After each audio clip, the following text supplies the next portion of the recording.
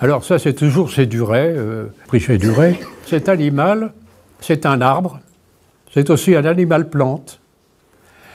Il serait né, alors il y a deux versions. D'une part, il est né d'un arbre où il est rattaché, alors parfois il est au sommet de l'arbre, parfois il est rattaché par son nombril, il est rattaché à l'arbre.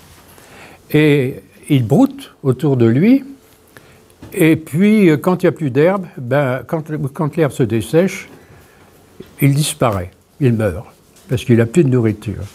Alors il y a eu des expériences qui ont été faites.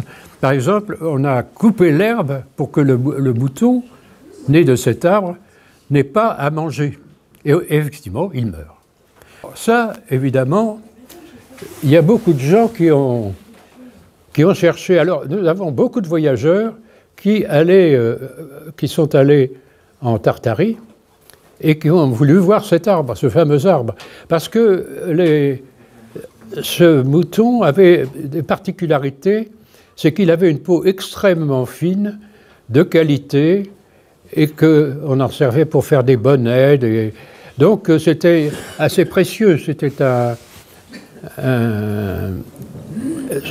une peau pour des gens qui avaient de grands moyens. Et alors, il y a eu un premier voyageur qui s'appelait Kempfer, qui est allé en Tartarie à essayer de voir cet arbre. Et on lui a dit, il n'a pas réussi. Il dit, je n'ai eu que la honte d'avoir été trop crédule.